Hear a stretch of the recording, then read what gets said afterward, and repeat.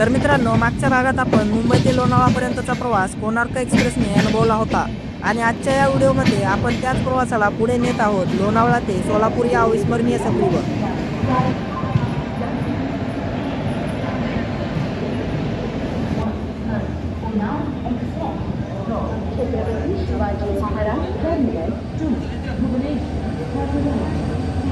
तर मित्रांनो 4:41 लोणावळा स्टेशनवरती आपली ट्रेन आलेली आहे.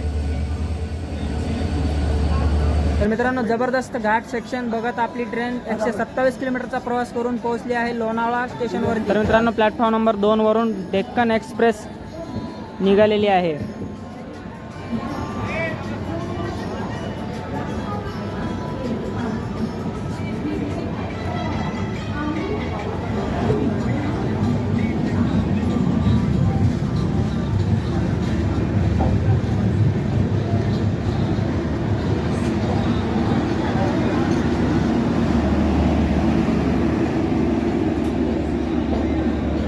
4:47 लोणावळा जंक्शनवरून आपली ट्रेन निघालेली आहे मित्रांनो,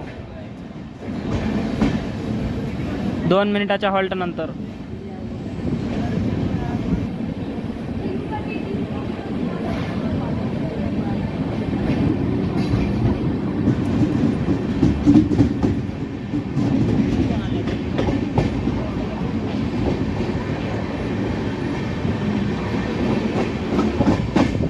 मित्रांनो, लोणावळा स्टेशन मागे सोडल्यानंतर जे दृश्य दिसले ना, हा हिरवेगार डोंगर, समोर पसरलेली शेती आणि वारंवार येणारे हे थंडगार वारे, जणू प्रवासाला एक वेगळंच सौंदर्य लाभलं होतं.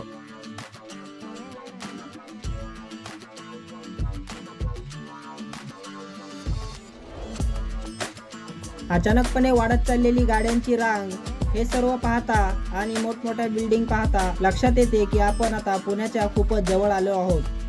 थोड्याच वेळात आपली गाडी पुणे शहराच्या जवळ येते आणि आपल्याला दूरवरून चाललेली मेट्रो पाहायला मिळते.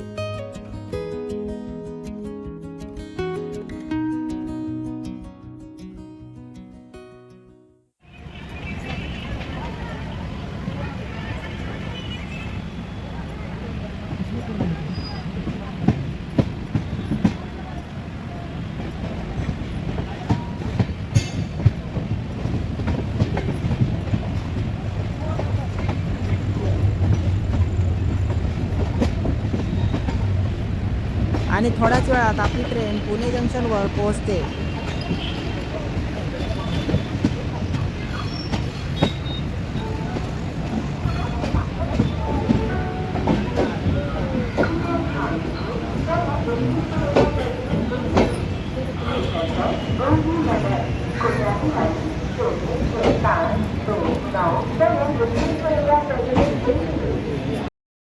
पुणे स्टेशनवर आल्यावर भूक चांगलीच लागली होती, म्हणून मी पटकन पॅन्ट्री कारमधून एक व्हेज राईस घेतला.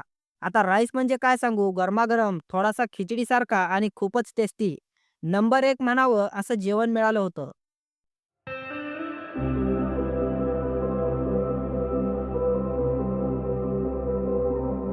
बघत बघत केव्हा आपल्या गाडीने पाटा स्टेशन मागे टाकले आणि सूर्यास्ताचा लालसर रंग आकाशात पसरला आणि गावोगावी दिवे लागू लागले.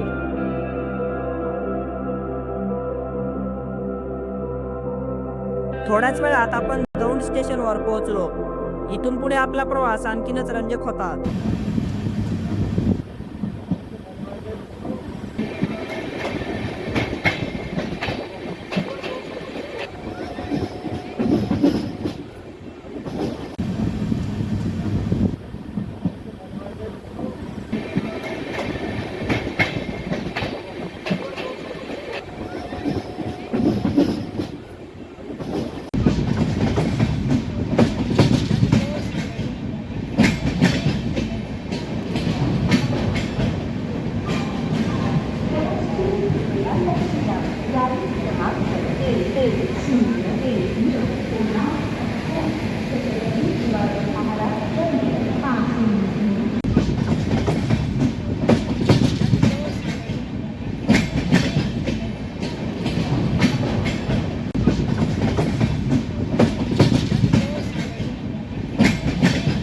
दौंड सोडल्यानंतर गाडी थेट फुलवाडी जंक्शनकडे सरकते.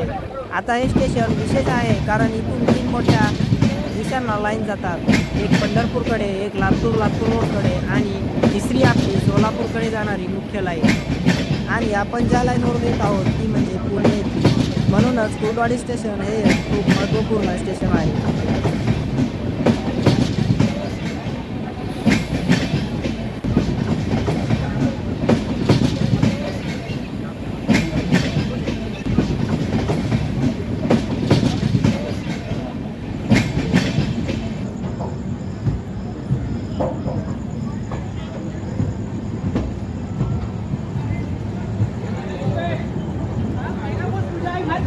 रात्रीच्या अंधारात गाडी वेगाने धावत होती. कधी छोटे स्टेशन झपाट्याने मागे राहत होते, तर कधी शेतामधील दिव्याची रांग आपल्याला सोबत करत होती. आणि शेवटी घड्याळात रात्रीचे 9:40 झाली आणि आपली गाडी सोलापूर स्टेशनवर आली. मित्रांनो, तुम्हाला हा प्रवास कसा वाटला ते कमेंटमध्ये नक्कीच कळवा. आणि पुढेही अशाच भन्नाट ट्रेन जर्नी अनुभवायच्या असतील तर आपल्या मराठी यूट्यूब चॅनलला नक्कीच सबस्क्राईब करायला विसरू नका. तर मग भेटूयात पुढच्या प्रवासात. तोपर्यंत धन्यवाद.